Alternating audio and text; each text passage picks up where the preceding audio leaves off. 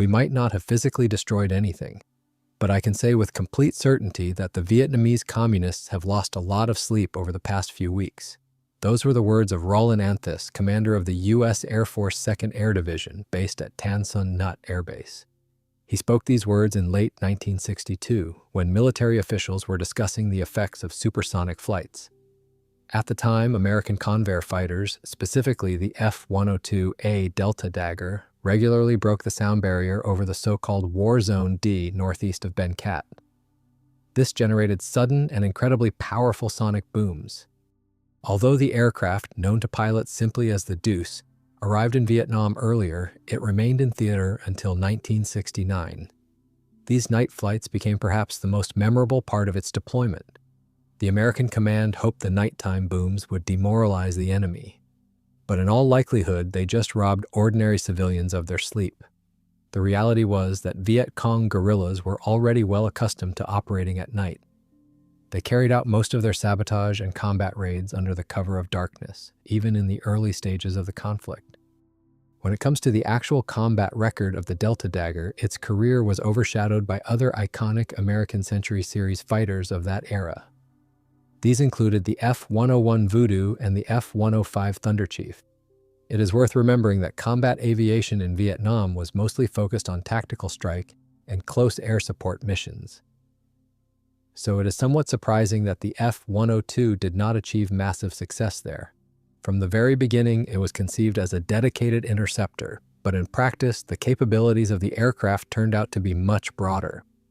Despite a shaky start, the F-102 eventually became one of the most widely produced fighters in the U.S. Air Force. It served as the backbone of continental air defense over the United States.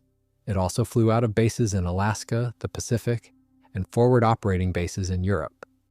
Later on, the aircraft saw extended service flying with the Air National Guard. It also saw extended service overseas, flying with the Turkish and Greek air forces. There, it reliably performed the interceptor role for several more years. But even after the Deuce was officially retired from frontline service, it continued to serve the American military in a completely new role. It became an unmanned, radio-controlled target drone for training fighter pilots and air defense crews.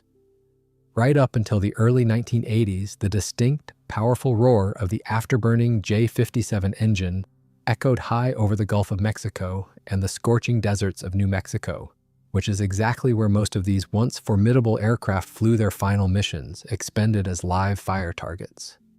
Ultimately, the Delta Dagger is notable because it earned its place in history as the world's first operational supersonic delta wing fighter. On top of that, it was the first interceptor designed from the ground up, not just as a standalone airplane. It was engineered as a key component of an integrated weapon system. It worked seamlessly with ground-based guidance radars and automated fire control systems. The story of this unique aircraft dates back to the years immediately following World War II. And as was often the case with advanced technology of the era, the initial concept for the fighter came from Germany. Shortly after the Allied victory, a large delegation from the American aviation industry traveled to Europe. Among them were specialists from the company that would later become known as Convair.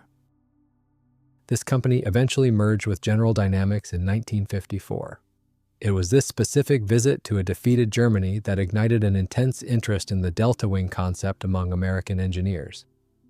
This engineering gamble paid off. Throughout the 1950s, it evolved into several highly successful aircraft designs. Even though American designers quickly grasped the massive potential of this aerodynamic shape, the technology remained largely untested in practice. It took several long years of hard work to turn those bold blueprints into an actual flying aircraft. Despite the challenges, the company steadily brought the German concept to life. Relying heavily on the invaluable experience of the renowned German aeronautical engineer Alexander Lippisch, they built the experimental XF-92A. This aircraft became the world's very first delta-wing turbojet. It successfully made its historic first flight in mid-September 1948. The experimental XF-92A was a single-seat aircraft specifically designed around the Allison J-33 turbojet engine. Initially, the U.S. Air Force ordered 3 prototypes right from the start, but 2 of them were never completed. During flight testing, the sole finished prototype managed to reach speeds up to 720 miles per hour. But more importantly, the test results finally convinced engineers. They saw that the future of fighter aviation lay with the Delta Wing. They also realized that development in this direction was absolutely worth pursuing. Right around the time the XF-92A was making its initial test flights, the American military was already actively drafting requirements for an entirely new fighter. Behind the scenes, this massive development program was known as the 1954 Interceptor. This was a direct nod to its target operational year. The project was so complex that it had to be broken down into several separate efforts. The Air Force did not just want a fast aircraft. They needed entirely new guidance systems and advanced fire control radar. This big picture approach made perfect sense. Combat aviation was becoming increasingly sophisticated. The old practice of developing an airframe first and bolting on components later simply was not viable anymore. Instead, the Interceptor was viewed as just one piece of a much larger puzzle. Engineers simultaneously developed the aircraft and its complex avionics. Their aim was to ultimately deliver a single, fully integrated weapon system. Development of the F-102 officially began on January 13, 1949. That was when Air Force leadership clearly laid out their primary objective. They needed a state-of-the-art interceptor. It had to be capable of effectively engaging the next generation of Soviet strategic bombers. It was obvious that the future 1954 Interceptor had to significantly outperform existing fighters. These included the F-86 Sabre, the F-89 Scorpion, and the F-94 Starfire. The new jet needed superior flight dynamics. It also needed a much higher probability of kill against enemy targets. These ambitious requirements radically shifted the military approach to aircraft design. This eventually led to an official request for proposals from the aviation industry in the summer of 1950. By then, the top brass had finalized the specs. They absolutely needed an interceptor that could engage the enemy at supersonic speeds of over 760 miles per hour. It also had to operate at extreme altitudes of nearly 49,000 feet. Through it all, the firm deadline for the jet to enter active service remained 1954. The airframe development itself was initially given the project code MX-1554. At the same time, the complex electronics and guidance systems were designated MX-1179. The core concept was to build the fighter around its weapons and fire control system, not the other way around. In reality, though, the first attempt to bring this bold concept to life did not quite pan out.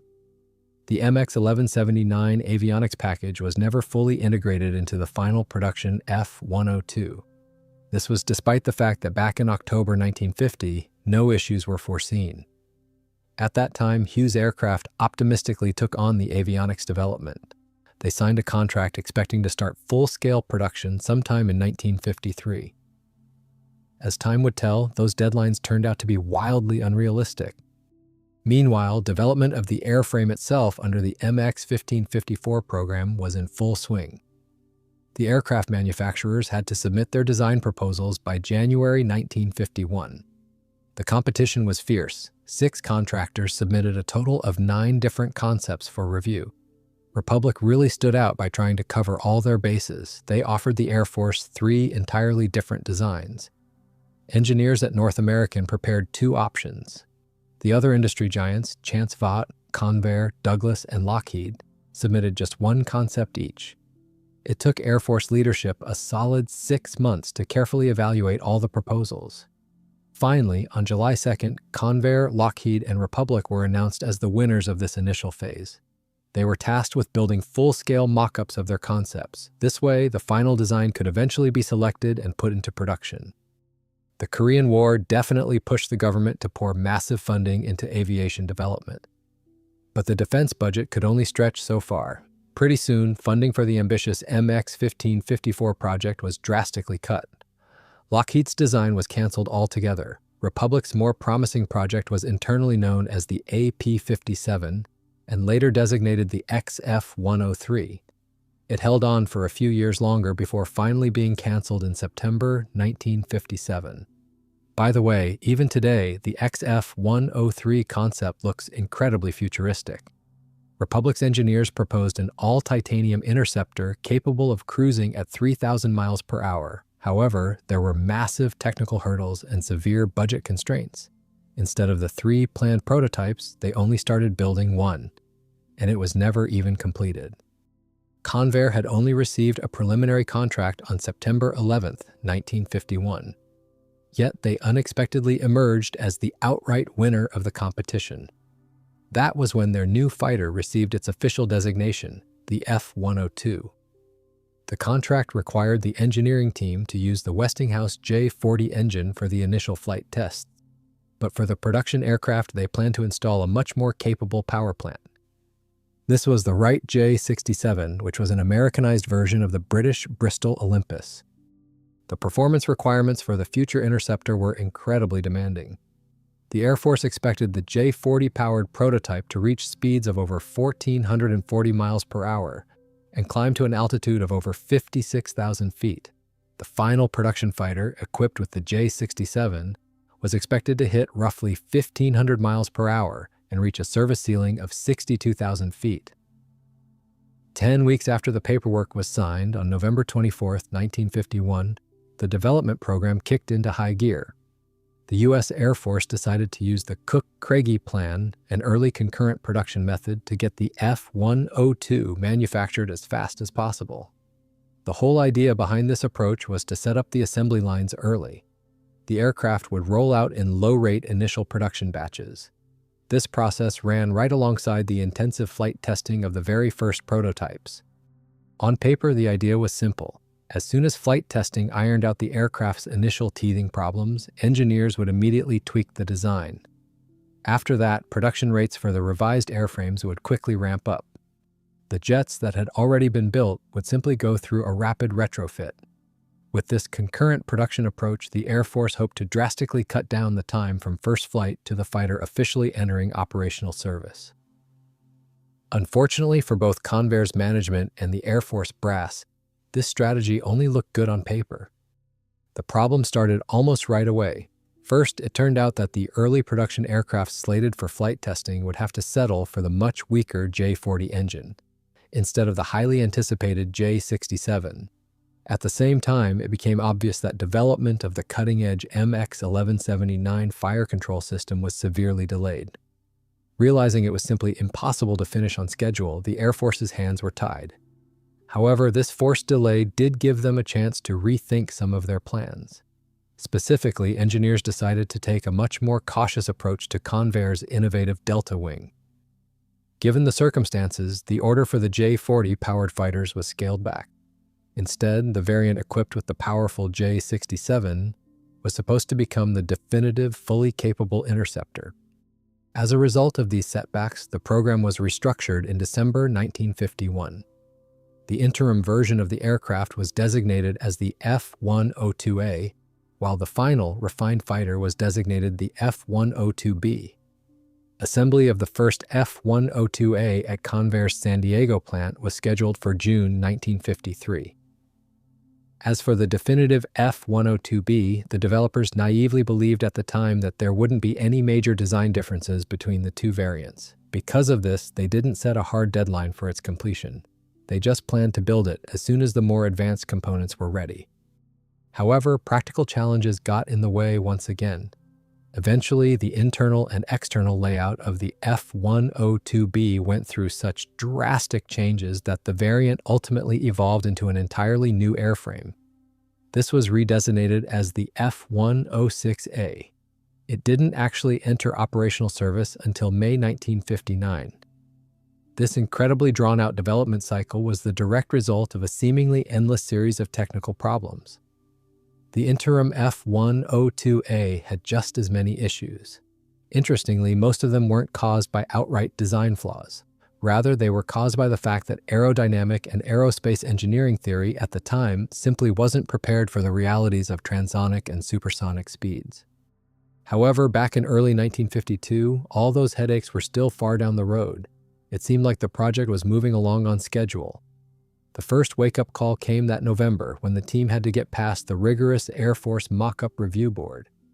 Along with a number of minor tweaks, the Air Force suddenly demanded that external weapons hardpoints be added to the F-102. The cockpit layout also had to undergo a major overhaul. After all, by the end of 1952, it had become glaringly obvious that there was no point in holding out hope for the advanced MX-1179 fire control system. To salvage the schedule, the developers had to compromise. As a stopgap measure, they decided to install a much simpler Hughes fire control system called the E9. This later became known by the designation MG3. As if that wasn't enough, Convair faced an even more serious problem. The aircraft's weight was ballooning. It quickly blew past all acceptable limits. The thrust from the J-40 engine just wasn't enough anymore to deliver the performance the military demanded. So the engineers had to make a tough call. They decided to swap it out for a much more powerful Pratt & Whitney engine, the J57P11. It produced nearly 10,900 pounds of dry thrust. With the afterburner lit, it cranked out a solid 14,500 pounds. But there was a catch. The new power plant was even heavier than the original. Making matters worse was the decision to install a brand new fire control system and add external weapons hardpoints. This added even more bulk to the gross takeoff weight. But the real disaster was still to come. In late 1952 and early 1953, NACA ran a series of wind tunnel tests on a scale model. The results were downright shocking. It turned out that all of Convair's initial calculations for the airplane's range and overall performance were way off the mark. The engineers had drastically underestimated the aircraft's aerodynamic drag. The worst part was that Convair's management stubbornly ignored this critical data for several long months. This state of denial wasted a ton of precious time. Despite all these technical hurdles and glaring miscalculations, the project pushed ahead. On June 12, 1953, the military brass signed an official contract with Convair to launch production. The document was heavily influenced by the Cook-Craigie production plan. This controversially called for building 42 airframes before the flight testing program was even finished. But mounting delays forced a major schedule change. Convair had to push the start of low-rate production back to April 1954. And full-rate production was completely out of the question until December 1955. Basically, the entire schedule had slipped by nearly 2 years compared to the original timeline. Convair's stubborn refusal to accept the NACA test results lasted right up until the summer of 1953. Only then did it finally dawn on them that their initial calculations were not just overly optimistic. They were completely detached from reality. But the most baffling part is that even after this realization, no one took any real action to fix the design until 1954, when tragedy finally struck. The first prototype crashed, and only after this disaster did the engineers finally accept the cold, hard facts. In its current configuration, the F-102 simply was not aerodynamically capable of hitting its required top speed or its target altitude. And those exact performance specs were the cornerstone of the entire multi-million-dollar contract. Assembly of the first YF-102 prototype took place at the Convair plant near Lindbergh Field in San Diego. Once completed, the aircraft was transported to the legendary Edwards Air Force Base. That is where, on October 24, 1953, the aircraft made its maiden flight. However, this historic event left the development team with mixed feelings.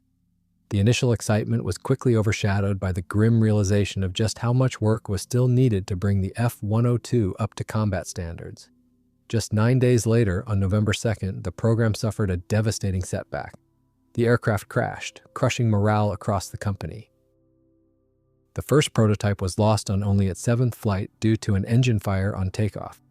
Despite the tragic loss, flight testing resumed on January 11, 1954. With the second YF-102 prototype. However, there would be no quick fix. The subsequent test flights only confirmed that the Delta Dagger's actual performance fell far short of expectations. It became painfully obvious that the aircraft's basic design needed to be reworked from the ground up. For the engineering team, this was a bitter pill to swallow.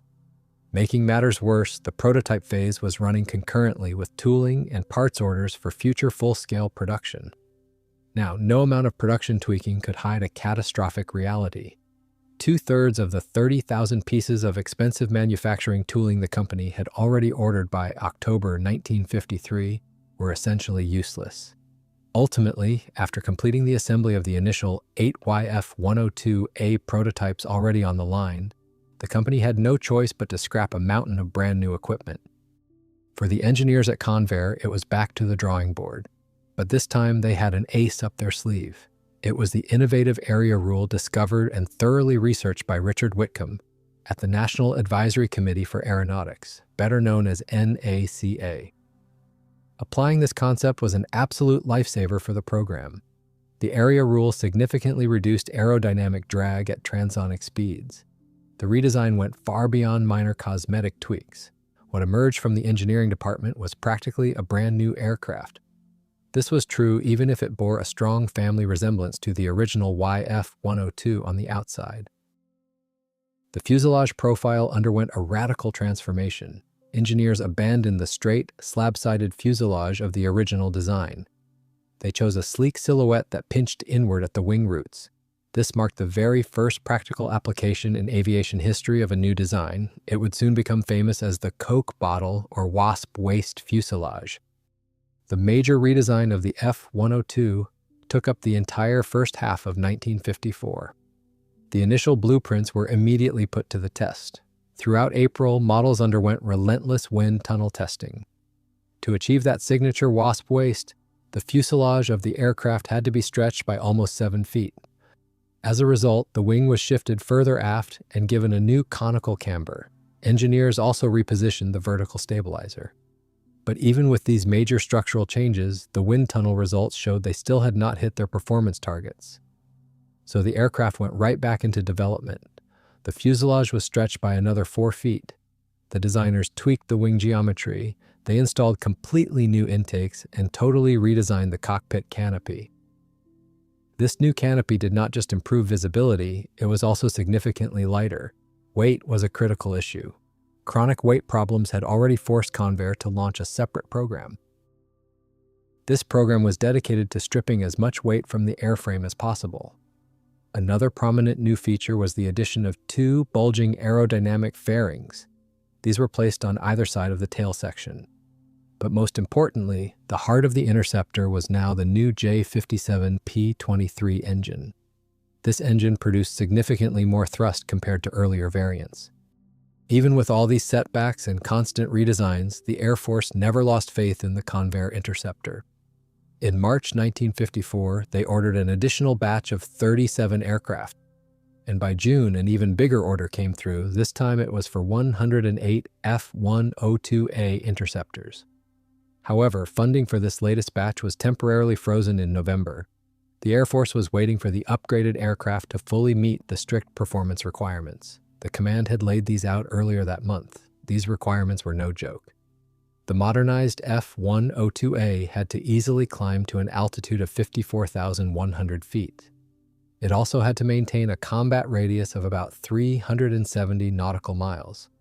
Furthermore, it needed to hit a top speed of over 900 miles per hour at 35,000 feet. Considering the massive scope of design changes, work on the new experimental prototype moved incredibly fast. Convair rolled the first of 4 YF-102A prototypes out of the hangar in just 117 days. This updated aircraft made its first flight on Christmas Eve, 1954. The very first test flights of the YF-102A clearly showed that Convair engineers had largely achieved their goals. The prototype reached a speed of over 900 miles per hour and maxed out at an altitude of 53,000 feet. On top of that, company representatives were absolutely confident that future production F-102A interceptors would deliver even more impressive performance. The company convinced the military brass that the Delta Dagger would fully meet their expectations. After this, they managed to unfreeze the production order in early 1955. Of course, there was still a long and difficult road ahead before the Deuce would fully enter active service.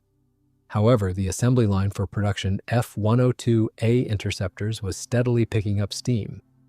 Most of the assembled aircraft were immediately sent for rigorous operational testing. This was done to speed up the Interceptor's introduction into service as much as possible. Around 60 Delta Daggers took part in a wide variety of testing and technical improvement programs. Eventually, almost all of them transitioned to active combat squadrons.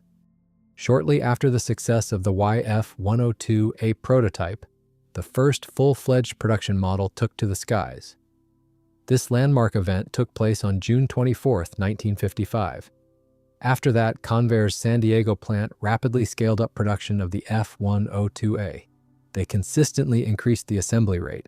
Production hit its absolute peak in June 1956. At this time, the Air Force took delivery of 51 aircraft in a single month. However, it is worth noting that the majority of these early airframes were still primarily earmarked for operational evaluation and flight testing. The major push to get these fighters standing active alert happened a bit later during the 1958 fiscal year. That was when the Air Force added 503 operational Deuces to its inventory. These included both single-seat and two-seat variants. Flight testing of the F-102 continued throughout 1955 and well into 1956.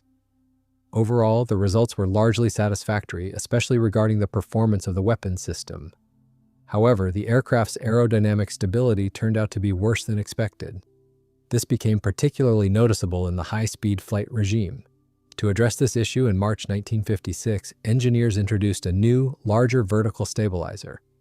This was designed to mitigate Dutch roll. This was a dangerous, combined yawing and rolling motion that the F-100 Super Sabre had also suffered from early in its development. The new tail was installed on all subsequent production aircraft. Eventually, earlier airframes were retrofitted as well. The next round of modifications brought enlarged speed brakes and boundary layer splitter plates in front of the air intakes. These upgrades also became standard across the entire production fleet. Finally, the last truly major design change was the introduction of an even taller vertical stabilizer on all later production batches. Once most of the design's teething problems were finally ironed out, the Delta Dagger Interceptor officially entered service. Starting in April 1956, these aircraft began arriving at Air Defense Command squadrons. This happened a full 3 years later than originally planned, and well behind even the revised schedules. By that time, it was absolutely clear to Air Force leadership. The F-102A could no longer be treated as just a stopgap measure while waiting for the more advanced F-102B. It had to serve as a fully capable combat platform in its own right. The fourth production contract alone was signed in late 1955. It called for a massive order of 562 interceptors, and by September of the following year, that order was expanded by another 140 aircraft. The Deuce kicked off its operational career in sunny California, specifically at George Air Force Base. There, the local fighter interceptor squadron fully transitioned from their old F-86D Sabres to the brand new F-102A. This happened throughout the spring and summer of 1956. By the end of that year, 4 more air defense squadrons had received the new jets, or were actively converting to the Convair fighters. The following year, the F-102A fleet grew at a blistering pace. At least 16 squadrons successfully completed their transition. Up to that point, these units had been flying entirely different, older generation airframes. These included the F-86D Sabre, the F-89 Scorpion, and the F-94 Starfire. The fielding process continued into 1958, though the pace slowed down a bit. That year, 7 more squadrons were equipped with Delta Daggers. In total, the number of units flying the F-102A reached 26. This is not counting a few more squadrons serving in the harsh conditions of Alaska. Aviation tech was advancing rapidly, however. Before long, the F-102A started being replaced by even more capable interceptors. These were the F-101B Voodoo and the F-106 Delta Dart. As that happened, veteran Deuces headed overseas. They transferred to 6 squadrons based in the Netherlands, Spain, and West Germany. Additionally, a small batch of interceptors ended up serving with Pacific Air Forces. This was probably the last major USAF command that had not yet put the fighter to the test.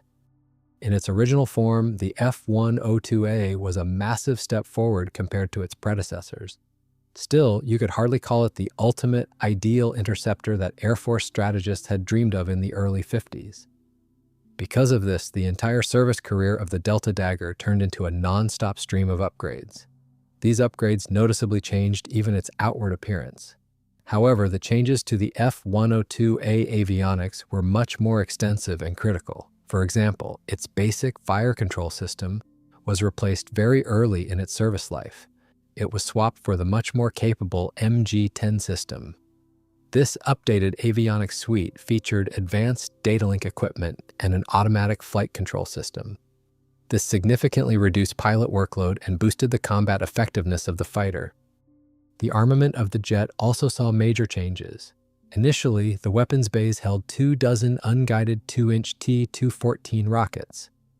Later on, they were swapped out for the more powerful 2.75-inch rockets.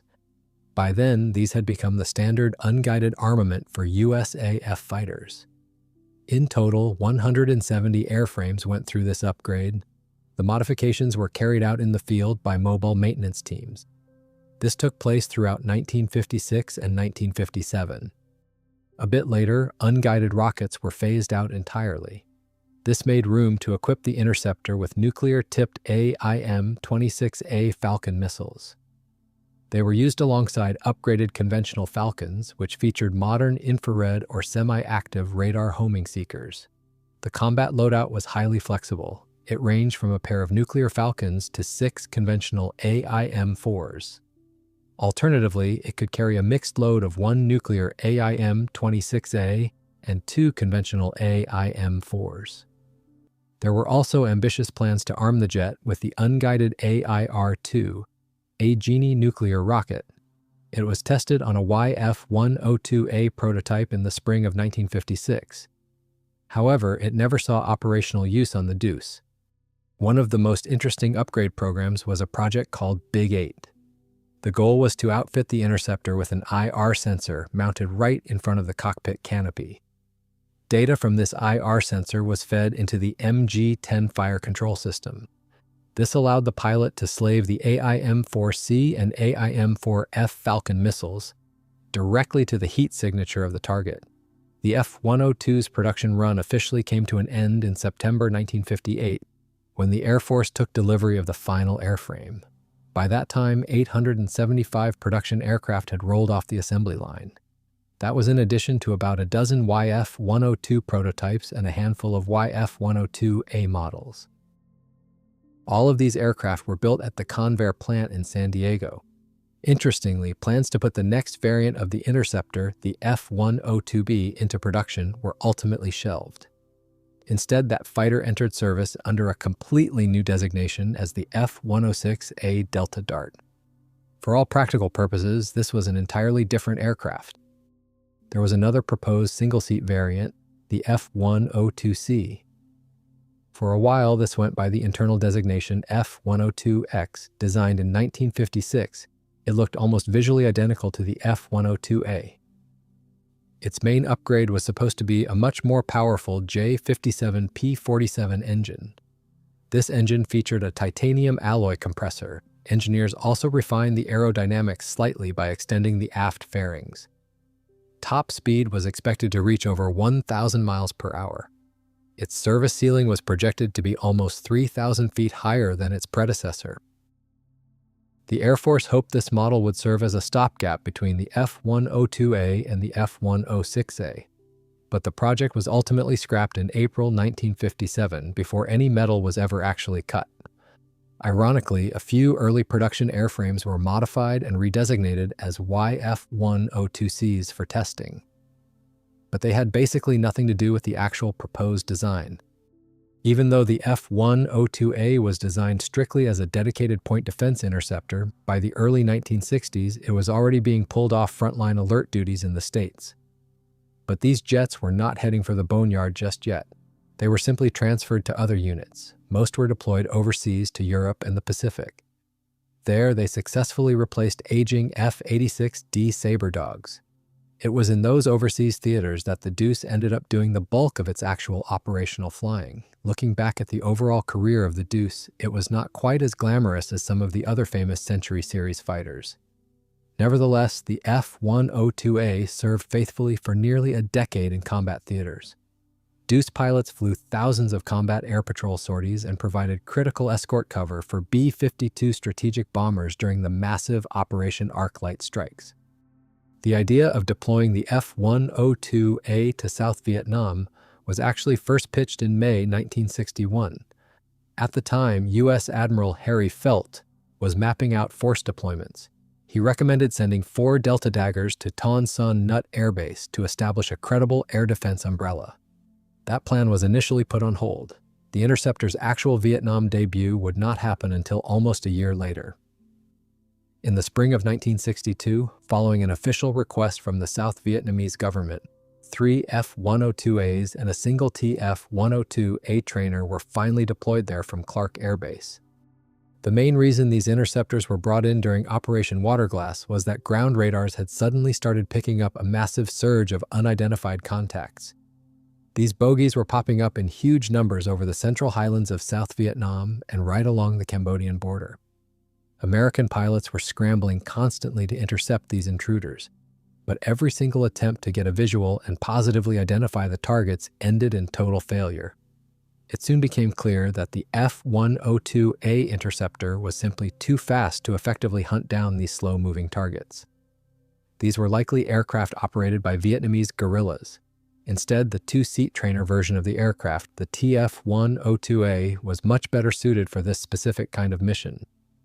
Because of this, the single-seat models were soon withdrawn from Tan Son Nhut Air Base. The 2-seat TF-102A models took their place. On top of that, military commanders decided to fly joint patrols alongside AD-5Q Sky Raider attack aircraft. Each flight group took turns pulling alert duty at the base for 6 weeks at a time. This rotation continued right through the end of 1962. This was the exact period that ended with the sonic booms we talked about at the beginning of this story. In mid-February 1963, radar operators once again started picking up large formations in the exact same areas as the year before. But this time, Navy carrier pilots actually managed to complete a successful intercept. The results, however, were entirely unexpected. The baffled pilots radioed back to the ship that instead of an enemy squadron, they were looking at massive flocks of migrating ducks. Still, it was not until after the war that it finally became clear those mysterious radar returns were not just technical glitches or false targets after all. Back in 1959, North Vietnam had formed its first aviation units. These were equipped with Soviet Li-2, Il-14, and An-2 aircraft. That is also when they launched a covert operation called Ta Vo. This translates from Vietnamese as free fall. Its main objective was to airdrop weapons and supplies directly to the guerrillas in South Vietnam. The Li-2 transports were the go-to aircraft for these missions. They would fly at incredibly slow speeds. They flew nap of the earth as tightly as possible, dropping down to extremely low altitudes of just around 100 feet. The cargo was kicked right out the open side doors during a steep 45-degree bank. They did it entirely without parachutes. This is exactly where the operation got its name. This perfectly explains why the American pilots in their F-102A interceptors could never spot any parachutes tangled in the jungle canopy. This is usually a telltale sign of a resupply drop. On top of that, trying to intercept a camouflaged aircraft at night was a near impossible task. It expertly threaded its way through a maze of river valleys deep in the dense jungle. Much later, North Vietnamese forces actually started using helicopters for these exact same clandestine airdrop operations. Shortly after these events, in May, the F-102A fighters were finally withdrawn from South Vietnam entirely. This was done mostly to reduce the severe congestion at Tan Son Nhut Air Base. By that point, it had turned into one of the busiest air bases in the entire world. The aircraft were relocated to Clark Air Base, where they were kept on constant combat alert. If a major emergency arose, these interceptors could deploy back to Vietnam in under 12 hours. Moving forward, the F-102 fighters made a few more temporary deployments to South Vietnam for training exercises. But starting in August 1964, these interceptors returned to the theater on a permanent basis. The pilots often called them Deuces. Immediately following the infamous Gulf of Tonkin incident, several aircraft from Clark Air Base were rapidly deployed to Da Nang. At the same time, another squadron of interceptors from a different base relocated back to Tan Son Nhut. All of these repositioned forces operated under the operational codename Candy Machine.